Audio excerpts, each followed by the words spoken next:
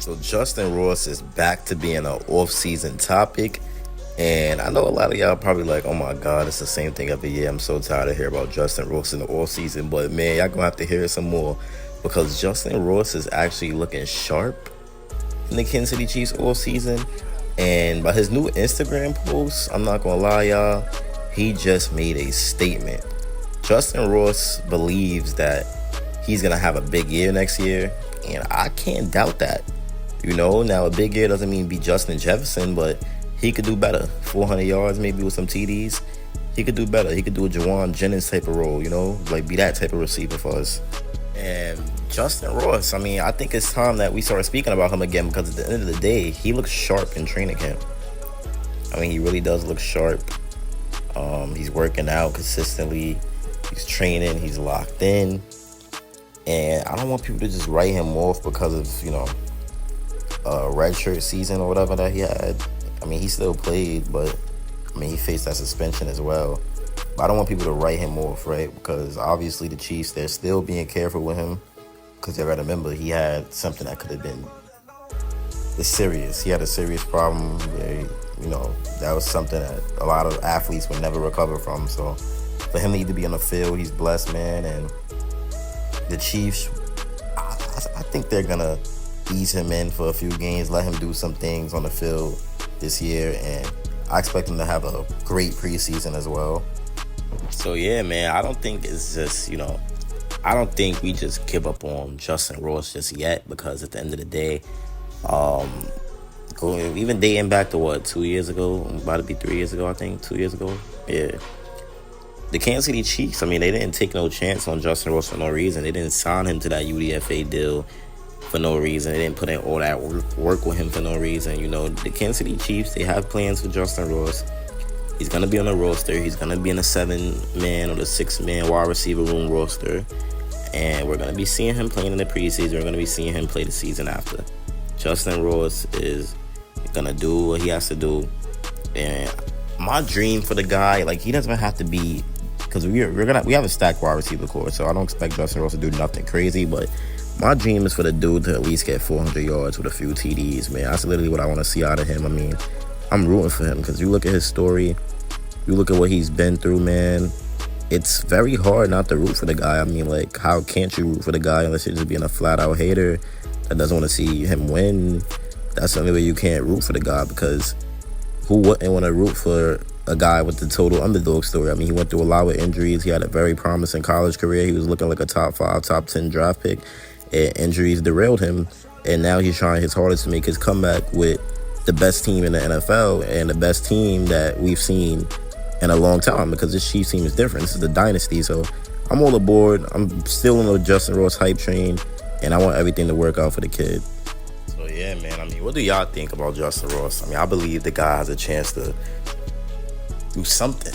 I don't think he's going to just continue to not play games and just sit out. I think he actually has a chance to become, because I ain't gonna lie, Tony, his head doesn't be in the game. Tony's head is not really in the game like that. McCole, he doesn't really do anything crazy. Scott Moore, I'm starting to give up on him, to be honest.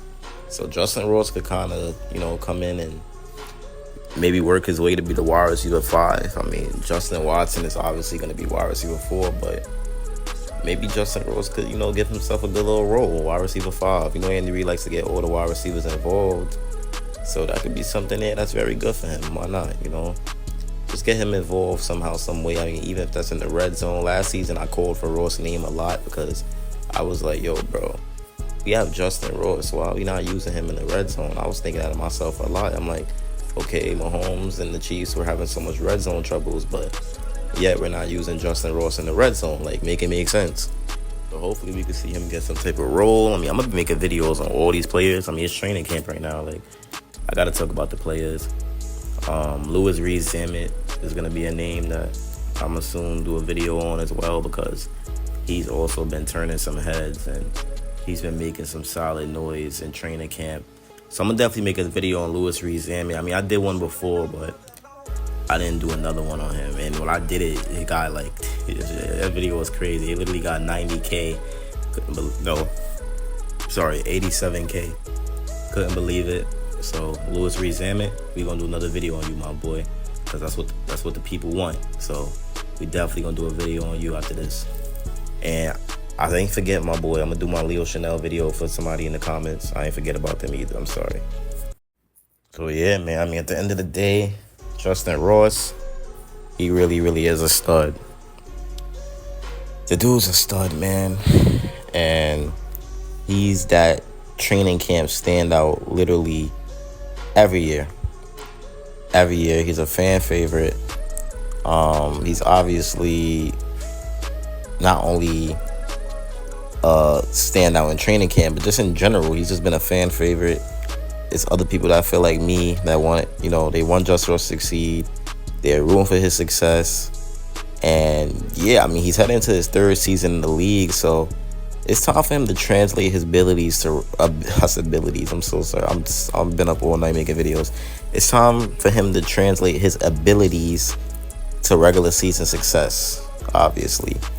And there was a time during his college career at Clemson when he was considered a blue chip prospect. But like I told y'all, that injury, man, it was serious. It derailed his path to becoming an early round pick in the NFL draft. And yeah, now he's fighting for a spot on the Kansas City Chiefs depth chart. And a lot of people is going to believe that's going to be difficult for him to make the 53-man roster because Brett Veach has made some serious moves at the wide receiver position. But I still think Ross is going to make the 53-man roster, if you ask me. Like, what he's doing is just inspiring, man. To even be playing football, to even be playing football after a career-threatening spinal condition, it's amazing, man. Like, this is something that, even if he doesn't pan out, man, you got to give him his credit to even be possibly on a football field. Like, that's just, like, that's just, to even be on the football field right now should be impossible with that injury. I don't think I know how, like anything involving the spine, it's no joke, man. It's really no joke. So, yeah. But, Ross, he played 10 games last season. He had only one start. He had 6 receptions for 53 yards, but it was this one game. I think it was against the Vikings. He had a few great catches. I loved it. Man. I mean, he is a special talent. He's legit. 6'4", 210.